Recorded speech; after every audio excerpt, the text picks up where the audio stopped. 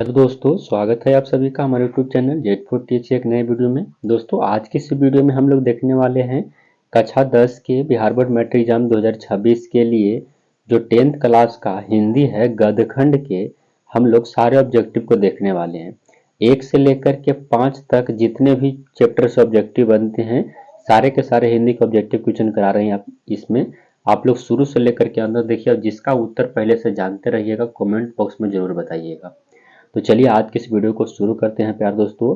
पहला चैप्टर श्रम विभाजन और जाति प्रथा को देखते हैं, उसके बाद दूसरा चैप्टर को देखेंगे, तीसरा चैप्टर को देखेंगे। इस तरह से हम लोग लगातार 5 चैप्टर को देखने वाले हैं, चाहे इसमें से मतलब आपको 200 ऑब्जेक्टिव प्लस होने वाला है। तो आप लोग धैर्य बना करके शुरू से लेकर के अंत तक देखिएगा। चलिए आज का पहला क्वेश्चन देखते हैं और पहला चैप्टर का देखते हैं। चैनल पर नए हैं तो चैनल को सब्सक्राइब करके हमारे चैनल से जुड़ जाइए। देखिए दोस्त, आज का जो पहला क्वेश्चन है आप लोग के सामने है, उत्तर जानिएगा तो कमेंट करिएगा। पहला क्या है कि श्रम विभाजन और जाति प्रथा के लेखक कौन है। श्रम विभाजन और जाति प्रथा के लेखक कौन है, जल्दी से कमेंट करिए। आपको पता है तो इसका राइट आंसर हो जाएगा बाबा साहेब भीमराव अंबेडकर। अगला प्रश्न देखिएगा, क्या कहा गया कि डॉक्टर अंबेडकर के पिता का क्या नाम था। तो डॉक्टर भीमराव अंबेडकर जी के पिता का नाम था Ramji Sakpal. Option number B आपका सही उत्तर हो जाएगा। आगे बढ़िएगा, इस तरह से अगला क्वेश्चन देखेंगे हम लोग। अगला है कि आधुनिक सभ्य समाज कार्य कुशलता के लिए किसे आवश्यक मानता है। तो आधुनिक सभ्य समाज जो है कार्य कुशलता के लिए जो आवश्यक मानता है वो श्रम विभाजन को मानता है। ऑप्शन नंबर ए आपका सही जवाब। अगला है कि जाति प्रथा भारत में बेरोजगारी का एक क्या बनी हुई है। खाली स्थान है तो एक प्रमुख और प्रत्यक्ष दोनों कारण बनी हुई है, यानी ऑप्शन ए और ऑप्शन बी दोनों सही होगा, यानी ऑप्शन सी आपका राइट आंसर हो जाएगा। अगला देखिएगा, अगला नंबर क्वेश्चन आप लोग के सामने है, मूक नायक क्या है। मूक नायक क्या है, तो यह एक पत्रिका है। ऑप्शन बी आपका सही जवाब हो जाएगा। अगला नंबर प्रश्न है दोस्तों, डॉक्टर भीमराव अंबेडकर की मृत्यु कब और कहाँ हुई थी। तो डॉक्टर बाबा साहेब भीमराव अंबेडकर की मृत्यु 1956 दिल्ली में हुआ था। ऑप्शन नंबर आपका ए सही उत्तर हो जाएगा। आगे बढ़ते हैं। अगला क्वेश्चन है, डॉक्टर भीमराव अंबेडकर का जन्म कब हुआ था। तो इनका जन्म 14 अप्रैल 1891 ईस्वी को हुआ था। महू मध्य प्रदेश में हुआ था, याद रखिएगा, महू मध्य प्रदेश में इनका जन्म हुआ था। ऑप्शन डी इसका सही उत्तर हो जाएगा। अगला देखिएगा, अगला नंबर क्वेश्चन आप लोग के सामने क्या कहा गया है, अंबेडकर की दृष्टि में भाईचारे का वास्तविक रूप कैसा होता है। अंबेडकर की दृष्टि में भाईचारे का वास्तविक रूप जो होता है वो दूध और पानी के मिश्रण की भांति होता है। ऑप्शन नंबर बी आपका सही उत्तर हो जाएगा। दोस्तों, इसका आप पीडीएफ लेना चाहते हैं तो आपको टेलीग्राम का लिंक मिल जाएगा, जाकर के ज्वाइन कर लीजिए और वहां पर छोटा सा एक मैसेज कर दीजिए कि आज का जो हिंदी का क्लास चला है उसका हमको पीडीएफ चाहिए, मिल जाएगा। भारतीय संविधान के निर्माण में महत्वपूर्ण भूमिका किसकी है। तो भारतीय संविधान के निर्माण में महत्वपूर्ण भूमिका बाबा साहेब का है। अगला प्रश्न है कि सभ्य समाज की आवश्यकता है। तो सभ्य समाज की आवश्यकता है श्रम विभाजन। ऑप्शन नंबर बी आपका सही उत्तर। 11 नंबर क्वेश्चन है, भारतीय शिक्षा प्राप्त करने के बाद अंबेडकर उच्चतर शिक्षा प्राप्त करने के लिए कहाँ गए थे। तो न्यूयॉर्क गए थे, याद रखिएगा, कहाँ, न्यूयॉर्क। ऑप्शन नंबर सी आपका राइट आंसर हो जाएगा। आगे बढ़िएगा, अगला क्वेश्चन है, अंबेडकर चिंतन व रचनात्मक के लिए प्रेरक व्यक्ति थे। सही उत्तर, बुद्धजीवी थे, कबीर भी थे और ज्योतिबा फुले भी थे, इनमें से सभी आपका राइट आंसर हो जाएगा। Option D. अगला प्रश्न आप लोग के सामने देखिए क्या कहा गया है, जाति प्रातितोड़क मंडल भाषण लाहौर में कब हुआ था। तो यह 1936 ईस्वी में हुआ था दोस्त, याद रखिएगा, 1936 में। अगला है, श्रम विभाजन और जाति प्रथा क्या है। तो यह एक निबंध है। ऑप्शन नंबर सी आपका सही उत्तर हो जाएगा। अगला प्रश्न है, निम्नलिखित रचनाओं में से कौन सी रचना डॉक्टर अंबेडकर की है। तो निम्नलिखित रचनाओं में से कौन सी रचना बाबा साहब भीमराव अंबेडकर की है। तो देखिए, द कास्टर्ड इन इंडिया इन्हीं का है, द अनटचेबल सुअर्द इन्हीं का है, हुआर सुधराज भी इन्हीं का है, इनमें से सभी के सभी इन्हीं का लिखा हुआ है। अगला देखिएगा, आधुनिक सभ्य समाज श्रम विभाजन को आवश्यक क्यों मानता है। तो कार्य कुशलता के लिए मानता है। ऑप्शन नंबर आपका ए सही उत्तर हो जाएगा। अगला प्रश्न है दोस्तों कि श्रम विभाजन और जाति प्रथा पाठ बाबा साहेब के किस भाषण से संपादित अंश है? तो यह जो लिया गया है वह है एनिहिलेशन ऑफ कास्ट से लिया गया है। ऑप्शन नंबर सी आपका सही उत्तर हो जाएगा। अगला प्रश्न देखिएगा, अगला क्वेश्चन क्या है? अंबेडकर के भाषण एनिहिलेशन ऑफ द कास्ट को किसने हिंदी में रूपांतरित किया था? तो ललई सिंह यादव किए थे हिंदी में रूपांतरित। ऑप्शन नंबर ए आपका सही उत्तर हो जाएगा। अगला है, अंबेडकर का जन्म किस परिवार में हुआ था? तो इनका दलित परिवार में जन्म हुआ था, याद रखिएगा, दलित परिवार में। अगला नंबर प्रश्न देखिएगा दोस्त, क्या कहा गया है कि लेखक को इस युग में कहां पर विडंबना दिखाई देता है? तो यह जातिवाद में विडंबना देखने को मिलता है लेखक को। अगला प्रश्न देखते हैं, अगला क्वेश्चन क्या कहा गया है? डॉक्टर अंबेडकर के माता का नाम क्या था? डॉक्टर अंबेडकर जी के माता का नाम भीमाबाई। ऑप्शन नंबर डी आपका सही उत्तर हो जाएगा। अगला है कि डॉक्टर अंबेडकर ने पीएचडी की उपाधि कब धारण की? तो पीएचडी किए थे 1916 ईस्वी में, याद आपको रखना है, 1916 ईस्वी में पीएचडी किए थे बाबा साहेब। 23 नंबर क्वेश्चन आप लोग के सामने है कि लेखक की दृष्टि में विडंबना की बात क्या है? तो उनके विडंबना की बात यह है कि आज भी जातिवाद के पोषकों की कमी नहीं है इस समाज में। ऑप्शन नंबर ए आपका सही उत्तर हो जाएगा। अगला नंबर क्वेश्चन देखिएगा, क्या कहा गया? लेखक की दृष्टि में आदर्श समाज कैसा होना चाहिए? तो आदर्श समाज स्वतंत्र होना चाहिए, समता होना चाहिए और भ्रातृत्व का भाव होना चाहिए। ऑप्शन नंबर ए आपका सही उत्तर हो जाएगा। अगला नंबर क्वेश्चन है, लेखक बेरोजगारी का प्रमुख और प्रत्यक्ष कारण किसे मानता है? तो लेखक बेरोजगारी का प्रमुख और प्रत्यक्ष कारण जाति प्रथा को मानते हैं। ऑप्शन नंबर सी आपका राइट आंसर हो जाएगा। अगला है कि the castes in India their mechanism किसकी रचना है? तो यह भीमराव अम्बेडकर की है। ऑप्शन नंबर ए आपका सही उत्तर। अगला प्रश्न देखिए, क्या कहा गया है दोस्त? आर्थिक पहलू से भी जाति प्रथा क्या है? तो आर्थिक पहलू से भी जाति प्रथा हानिकारक है। ऑप्शन नंबर बी आपका सही उत्तर हो जाएगा। अगला है कि डॉक्टर भीमराव अम्बेडकर का जन्म कहाँ हुआ था? तो मैंने आप सभी को बताया था कि इनका जन्म 14 अप्रैल 1891 को मध्य प्रदेश में हुआ था। ऑप्शन नंबर ए आपका सही उत्तर हो जाएगा। अगला नंबर क्वेश्चन देखिए, क्या कहा गया? अगला प्रश्न है दोस्तों, डॉक्टर अम्बेडकर ने किस पत्रिका का संपादन किया? तो बहिष्कार भारत के किए थे। ऑप्शन नंबर सी आपका सही उत्तर हो जाएगा। अगला प्रश्न देखते हैं, क्या कहा गया? भारतीय संविधान का निर्माता के रूप में हम किन्हें जानते हैं? तो बाबा साहेब भीमराव अम्बेडकर को ही जानते हैं। ऑप्शन नंबर बी आपका सही उत्तर हो जाएगा। दोस्तों, फर्स्ट चैप्टर का ऑब्जेक्टिव खत्म हो गया, अब हम लोग सेकंड चैप्टर की ओर बढ़ते हैं। अब यहाँ से हम लोग दूसरा चैप्टर का ऑब्जेक्टिव देखेंगे, जो कि गद्य खंड का दूसरा चैप्टर का नाम क्या है? तो 20 के दांत है। तो धैर्य बना करके आप लोग बने रहिए लास्ट तक, क्योंकि जितने भी क्वेश्चन करा रहे हैं इससे आपको एग्जाम में ज़्यादा हिंदी से नहीं रहेगा। चलिए, पहला क्वेश्चन देख सकते हैं, क्या कहा गया? 20 के दांत शीर्षक कहानी के कहानीकार कौन है? 20 के दांत ताकि शीर्षक जो कहानी है उसके लेखक कौन है, कहानीकार कौन है? तो कौन है, जल्दी से कमेंट करिएगा। नहीं पता, चलिए हम बताते हैं, नलिन लोचन शर्मा जी हैं। Option number D. अगला प्रश्न है, गिरधरलाल कौन है? तो गिरधरलाल मदन का पिता होता है। ऑप्शन नंबर बी आपका सही उत्तर हो जाएगा। अगला नंबर प्रश्न देखिएगा, क्या कहा गया? मदन ने कासू को कितने दांत तोड़ डाले थे? तो मदन कासू के 2 दांत तोड़ता है। ऑप्शन नंबर सी आपका सही उत्तर हो जाएगा। अगला है, नलिन बिलोचन शर्मा के माता जी का क्या नाम था? तो नलिन बिलोचन शर्मा जी के माता का नाम था Ratnavati Sharma. Option number C आपका सही उत्तर हो जाएगा।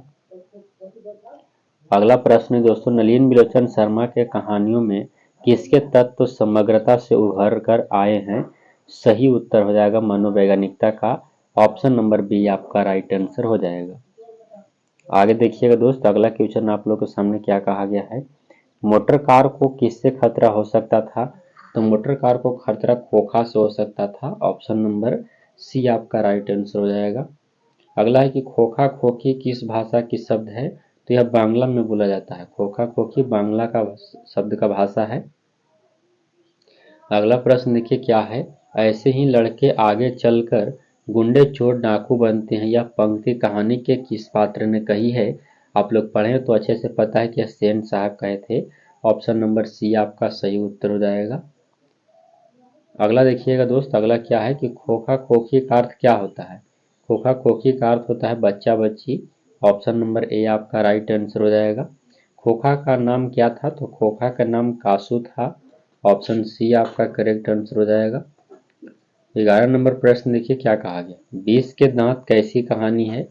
20 के दांत कहानी जो है यह एक मनोवैज्ञानिक कहानी है। ऑप्शन नंबर डी आपका सही उत्तर हो जाएगा। सेन साहब अपने पुत्र को क्या बनाना चाहते थे, तो वह बिजनेसमैन या इंजीनियर बनाना चाहते थे। ऑप्शन नंबर आपका ये सही उत्तर हो जाएगा। आगे बढ़िएगा। अगला नंबर प्रश्न देखिए क्या कहा गया है। मदन अक्सर किसके हाथों से पीटता था, तो मदन जो है अक्सर अपने पिता के हाथों से पिटाता था। ऑप्शन नंबर डी आपका सही उत्तर हो जाएगा। अगला नंबर प्रश्न है नलिन बच्चन शर्मा के पिताजी का क्या नाम था, तो उनके पिताजी का नाम था पंडित राम अवतार शर्मा। ऑप्शन नंबर ए आपका सही उत्तर हो जाएगा। अगला है सेन साहब ने किसे खूब फटकार लगाई, तो गिरधर लाल को खूब फटकार लगाते हैं। ऑप्शन नंबर ए आपका सही जवाब हो जाएगा। अगला नंबर प्रश्न देखिए क्या कहा गया है। 20 के दांत कहानी किस वर्ग के अंतर्विरोधियों को उजागर करती है, तो किस वर्ग के। सही उत्तर मध्यम वर्ग के। ऑप्शन नंबर सी आपका सही उत्तर हो जाएगा। चलिए अगला है क्या। कासुम मदन के साथ किस खेल में शारीक होने के लिए चाहता था, तो सही उत्तर वह लट्टू का खेल था। ऑप्शन नंबर डी आपका राइट आंसर हो जाएगा। आगे बढ़ते हैं। अगला प्रश्न है सेन साहब किससे व्यंग से ऐंठ कर रह गए, तो पत्रकार महोदय से। ऑप्शन नंबर आपका ए राइट आंसर हो जाएगा। अगला प्रश्न देखिएगा दोस्त। मदन की उम्र क्या थी। मदन की उम्र आपसे पूछा गया है, तो मदन बेचारा जो था बच्चा था वो 5 से 6 साल का लड़का होता है। अगला प्रश्न आप लोग के सामने है मदन किसका पुत्र था, तो मदन जो पुत्र था दोस्तों वो गिरधर लाल का पुत्र था। ऑप्शन नंबर आपका बी सही उत्तर हो जाएगा। अगला नलिन बिलोचन शर्मा पटना विश्वविद्यालय के हिंदी विभाग के अध्यक्ष बने, कब बने थे, तो 1959 ईस्वी में बने थे। ऑप्शन नंबर डी आपका सही उत्तर हो जाएगा। अगला प्रश्न है दोस्त नलिन बिलोचन शर्मा का जन्म कब हुआ था। नलिन बिलोचन शर्मा का जन्म 18 फरवरी 1916 को हुआ था। ऑप्शन नंबर बी आपका सही उत्तर हो जाएगा। अगला है नलिन बिलोचन शर्मा की मृत्यु कब हुई थी, तो इनका मृत्यु 12 सितंबर 1961 को हुआ था। ऑप्शन नंबर ए आपका सही जवाब हो जाएगा। चलिए आगे देखते हैं दोस्त क्या कहा गया है। नलिन बिलोचन शर्मा का जन्म कहाँ हुआ था। नलिन बिलोचन शर्मा का जन्म कहाँ हुआ था। सही उत्तर बदरघाट पटना में। ऑप्शन नंबर सी आपका सही जवाब हो जाएगा। दृष्टिकोण किनकी रचना है, तो दृष्टिकोण जो है वो नलिन बिलोचन शर्मा जी की ही रचना है। अगला प्रश्न आप लोगों के सामने लड़कियां क्या है कठपुतलियां है, किससे बात पर यह गर्व है। सही उत्तर माता पिता को गर्व है। ऑप्शन नंबर डी आपके राइट आंसर हो जाएंगे। अगला देखिएगा दोस्त क्या कहा गया है। कौवों की जमात में शामिल होने के लिए कौन ललक गया, तो कौवों की जमात में शामिल होने के लिए हंस ललक जाता है। ऑप्शन नंबर बी आपका सही उत्तर हो जाएगा। अगला है किसके अनुसार सेनों ने सिद्धांतों को ही बदल दिया, तो खोखा के अनुसार। ऑप्शन नंबर बी आपका सही जवाब हो जाएगा। अगला देखिएगा दोस्त अगला क्वेश्चन क्या कहा गया ध्यान से देखिए। अगला है सेन साहब की कितनी लड़कियां थी, तो सेन साहब की 5 लड़कियां थी। आप लोग अच्छा से जानते हैं 5 लड़की को। अगला देखिएगा अगला प्रश्न है सोफर शब्द का अर्थ क्या होता है। सोफर का अर्थ होता है ड्राइवर। ऑप्शन नंबर डी आपका सही जवाब हो जाएगा। तो दोस्तों हम लोग दूसरे चैप्टर का भी 30 ऑब्जेक्टिव कर लिए। अब हम लोग तीसरे चैप्टर की ओर बढ़ते हैं। अभी तक वीडियो को यदि लाइक नहीं किया तो लाइक कर दीजिए। अब हम लोग तीसरा चैप्टर की ओर बढ़ेंगे। हम लोग 1 से लेकर के 5 चैप्टर तक के ऑब्जेक्टिव को देखने वाले हैं। तो चलिए तीसरा की ओर बढ़ते हैं। चलिए देखिए ये तीसरा आपका है गद्य खंड का, जिसका तीसरा का नाम है भारत से हम क्या सीखे। यह तीसरा चैप्टर का ऑब्जेक्टिव हम लोग करने वाले हैं। तो चलिए धैर्यपूर्वक आप लोग देखते रहिए शुरू से लेकर के अंत तक। इसका पहला जो ऑब्जेक्टिव है वो क्या कहा गया ध्यान से देखिए। क्या है कि मैक्स मुलर को वेदांतियों का वेदांती किसने कहा है, तो वेदांतियों का वेदांती मैक्स मुलर जी को स्वामी विवेकानंद कहे हैं। ऑप्शन नंबर बी आपका सही उत्तर हो जाएगा। अगला है कि दारिस नामक सोने के सिक्के से भरा घड़ा किसे मिलता है, तो यह वारेन हेस्टिंग्स को मिलता है। याद रखिएगा वारेन हेस्टिंग्स को 172 सिक्के रहते हैं। अगला प्रश्न आप लोगों के सामने मेघदूत नामक पुस्तक का अनुवाद मैक्स मुलर ने किस भाषा में किया, यहाँ पर नहीं होना चाहिए, तो किए थे जर्मन भाषा में। ऑप्शन नंबर डी आपका सही जवाब हो जाएगा। अगला है कि संस्कृत भाषा और यूरोपियन भाषा का तुलनात्मक व्याख्यान किसने दिया, तो यह मैक्स मुल्लर दिए थे। ऑप्शन नंबर ए आपका सही जवाब हो जाएगा। अगला नंबर प्रश्न है, कठ और केन उपनिषद का अनुवाद, यहाँ पर अनुवाद होना चाहिए, अनुवाद मैक्स मुल्लर ने किस भाषा में किया है? तो जर्मन भाषा में ही किए हैं। 6 नंबर क्वेश्चन आप लोग के सामने है, लिपजिंग विश्वविद्यालय में मैक्स मुल्लर ने किस भाषा का अध्ययन किया? तो लिपजिंग विश्वविद्यालय में मैक्स मुल्लर ने संस्कृत भाषा का अध्ययन किया था। ऑप्शन नंबर सी आपका सही जवाब हो जाएगा। मैक्स मुल्लर की मृत्यु कब हुई थी? तो मैक्स मुल्लर की मृत्यु हुआ था 28 अक्टूबर 1900 ईस्वी को। ऑप्शन नंबर डी आपका सही जवाब हो जाएगा। अगला नंबर प्रश्न देखिए क्या कहा गया है, पारसियों का धर्म क्या नाम है? पारसियों के धर्म का क्या नाम है? तो जरथुस्त्र। ऑप्शन नंबर डी आपका सही जवाब हो जाएगा। जनरल कनिंघम का संबंध किससे है? तो पुरातत्व से संबंध है उनका। ऑप्शन नंबर सी आपके सही जवाब हो जाएंगे। चलिए आगे बढ़ते हैं। अगला नंबर प्रश्न है, 172 दारिश नामक सोने के सिक्के का घड़ा किसे मिला था? कहाँ मिला था? तो मिला था वारेन हेस्टिंग्स को वाराणसी के पास। ऑप्शन नंबर सी। महारानी विक्टोरिया ने नाइट की उपाधि किसे प्रदान की थी? तो मैक्स मुल्लर को। ऑप्शन नंबर ए आपका सही जवाब हो जाएगा। अगला नंबर प्रश्न देखिएगा, नालंदा विश्वविद्यालय कहाँ पर स्थित है? नालंदा विश्वविद्यालय कहाँ पर स्थित है? सही उत्तर या बिहार में है। ऑप्शन नंबर ए आपका सही जवाब। अगला है, नृवंश विद्या का संबंध किससे है? तो मानव विज्ञान से है। ऑप्शन नंबर सी आपका सही जवाब हो जाएगा। अगला नंबर प्रश्न देखिए क्या है, दारिश क्या है? दारिश क्या है? तो सोने की प्राचीनतम सिक्का थी, आप लोग को मैंने पीछे ही बताया। अगला प्रश्न आप लोग के सामने है, मैक्स मुल्लर का जन्म कब हुआ था? तो मैक्स मुल्लर का जन्म जो हुआ था दोस्त, वो हुआ था 6 दिसंबर 1823 ईस्वी को। ऑप्शन नंबर डी आपका सही जवाब हो जाएगा। 16 नंबर क्वेश्चन है कि प्लेटो का संबंध किस देश से है? प्लेटो का संबंध यूनान से है। ऑप्शन नंबर डी आपके सही जवाब हो जाएंगे। अगला प्रश्न देखिए क्या कहा गया है, भारत से हम क्या सीखे कि रचनाकार कौन है? तो मैक्स मुल्लर जी ही हैं। शाहनामा का रचनाकाल आपको बताना है, तो शाहनामा का रचनाकाल 10वीं से 11वीं सदी। ऑप्शन नंबर बी आपका करेक्ट आंसर हो जाएगा। अगला नंबर प्रश्न देखते हैं दोस्तों क्या कहा गया है, संस्कृत का अग्नि शब्द लैटिन में किस रूप से मिलता है? तो लैटिन में उसको कहते हैं इग्निस, याद रखिएगा इग्निस। अगला है कि हरकस थे, तो यह एक वनस्पति वैज्ञानिक थे। ऑप्शन नंबर ए आपके सही जवाब हो जाएंगे। अगला नंबर प्रश्न है, सर विलियम जोन्स ने भारत की यात्रा कब की थी? तो सर विलियम जोन्स भारत की यात्रा किए थे 1783 ईस्वी में। ऑप्शन नंबर डी आपके सही जवाब हो जाएंगे। अगला प्रश्न देखिएगा, मुंडा किस देश की जाति है? मुंडा किस देश की? तो भारत देश की जाति है। ऑप्शन नंबर डी आपके सही जवाब हो जाएंगे। अगला प्रश्न दोस्तों, भारत से हम क्या सीखे पाठ में नए सिकंदर विशेषण किसके लिए प्रयुक्त हुआ है? सही उत्तर आपके राइट आंसर युवा अंग्रेज अधिकारियों के लिए। ऑप्शन नंबर सी आपका सही जवाब हो जाएगा। भारत कहाँ बसता है? भारत कहाँ बसता है? तो गांव में बसता है। Option number D. अगला नंबर प्रश्न है दोस्तों, मैक्स मुल्लर का जन्म कहाँ हुआ था? तो इनका जन्म डेसाउ जर्मनी में हुआ था। अगला वारेन हेस्टिंग्स था, तो भारत का गवर्नर जनरल था। ऑप्शन नंबर ए आपके सही जवाब हो जाएंगे। अगला प्रश्न आप लोगों के सामने है, मैक्स मुल्लर के पिता का नाम क्या था? मैक्स मुल्लर के पिता का क्या नाम था? तो मैक्स मुल्लर के पिताजी का नाम था विल्हेल्म मुल्लर। ऑप्शन नंबर आपका ए सही उत्तर हो जाएगा। अगला है कि प्रत्न मानव का अर्थ क्या होता है? तो सही उत्तर प्राचीन मानव होता है। Option number C. अगला प्रश्न है दोस्तों, किसे वाराणसी के पास सोने के सिक्के से भरा एक घड़ा मिला था? तो वारेन हेस्टिंग्स को। ऑप्शन नंबर ए आपका सही जवाब हो जाएगा। अगला है कि किसके अध्ययन क्षेत्र में भारत के कारण नवजीवन का संचार हो चुका है? तो नीति कथा के। ऑप्शन नंबर बी आपके सही जवाब हो जाएंगे। अगला देखिएगा दोस्त, तो दोस्तों यहाँ से हमारा जो है चौथा चैप्टर स्टार्ट होता है, जिस चैप्टर का नाम क्या है, गदखंड का जो चैप्टर जिसका नाम है नाखून क्यों बढ़ते हैं।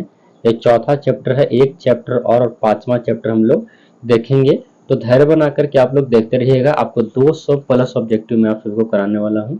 तो चलिए हम लोग नाखून क्यों बढ़ते हैं उसके अब सारे ऑब्जेक्टिव को देखते हैं। आज का पहला देखिएगा क्वेश्चन जो है इसका, जो चौथा चैप्टर है उसका पहला क्वेश्चन क्या है, नाखून क्यों बढ़ते हैं कि निबंधकार कौन है।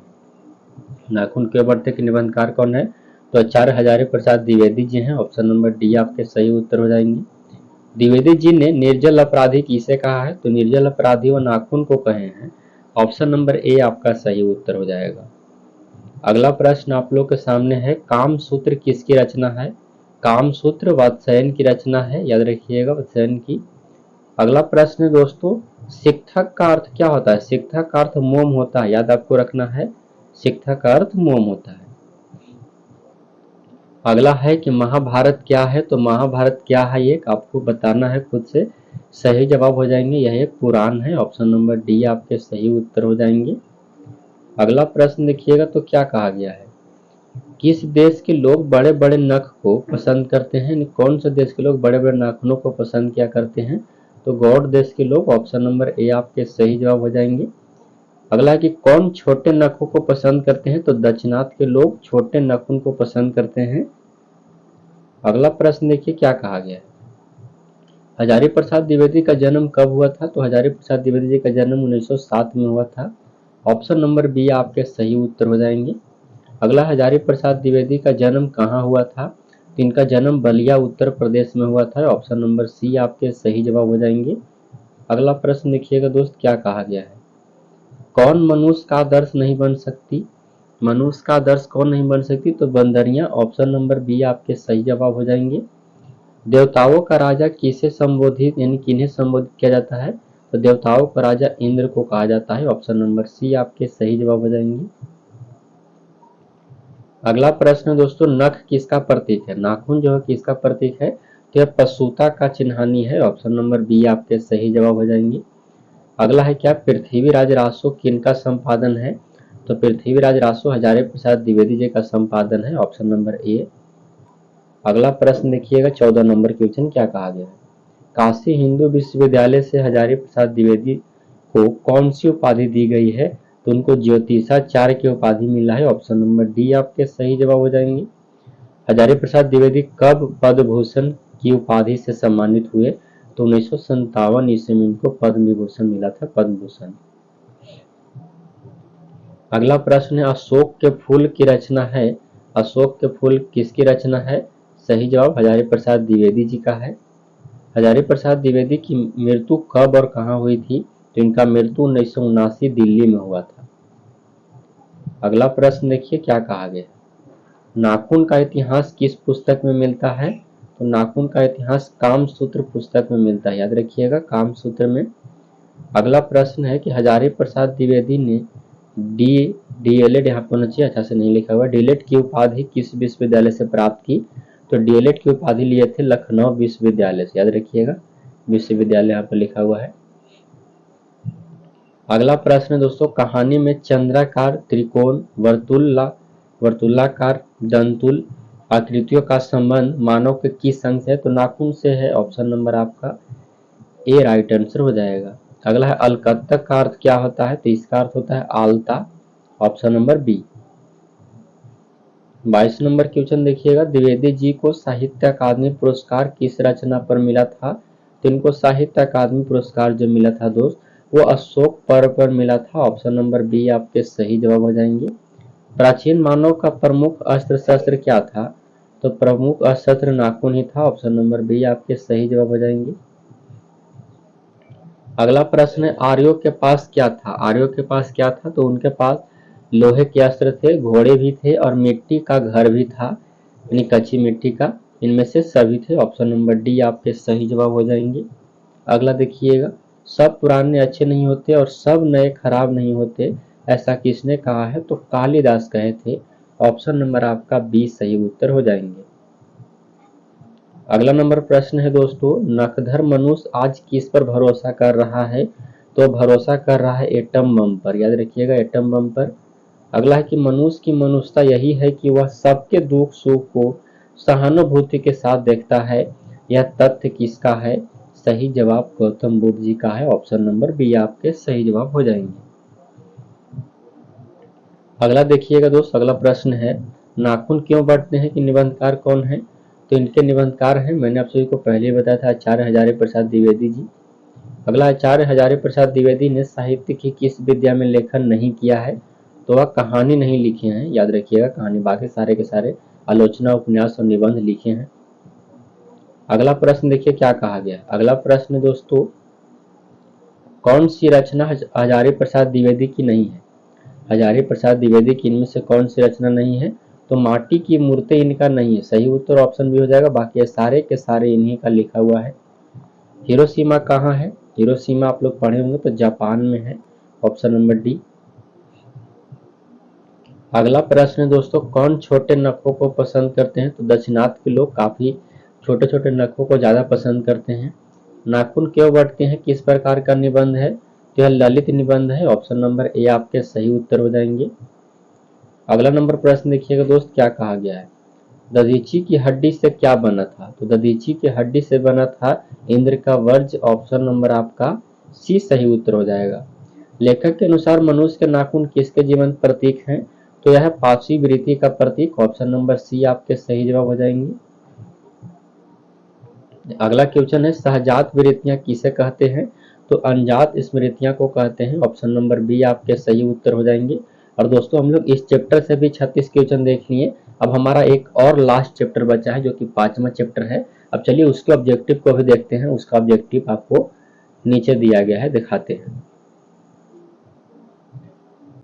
चलिए दोस्तों, यह आपका ऑब्जेक्टिव रहा गद्यखंड के जो कि 5वां चैप्टर है, जिसका नाम है नागरी लिपि। यहाँ दोस्तों नागरी लिपि, आप लोग धैर्य बना करके इसका भी ऑब्जेक्टिव को धैर्यपूर्वक देखिए। चलिए आज की वीडियो को फिर से हम लोग 1 नंबर क्वेश्चन से शुरुआत करते हैं। देखिएगा 5 चैप्टर अब तक देख चुके हैं, सॉरी 4 चैप्टर, 5वां चैप्टर है। नागरी लिपि के आरंभिक लेख हमें कहाँ से मिलते हैं? तो नागरी लिपि के आरंभिक लेख हमें दक्षिणी भारत से मिलता है, ऑप्शन नंबर सी। बेतमा दान पत्र किस समय का है? तो बेतमा दान पत्र 1024 ईस्वी का है, ऑप्शन नंबर ए आपका सही उत्तर हो जाएगा। आगे देखिएगा दोस्त, उत्तर भारत से नागरी लिपि के लेख कब से मिलने लगते हैं? तो उत्तर भारत से नागरी लिपि के लेख जो मिलने लगते हैं वो 8वीं सदी से मिलने लगते हैं, ऑप्शन नंबर आपका ए सही उत्तर हो जाएगा। अगला है, गुणाकर मूल्य ने मिडिल स्तर की पढ़ाई किस भाषा में की थी? तो मिडिल स्तर की पढ़ाई मराठी भाषा में किए थे, ऑप्शन नंबर आपका ए सही उत्तर हो जाएगा।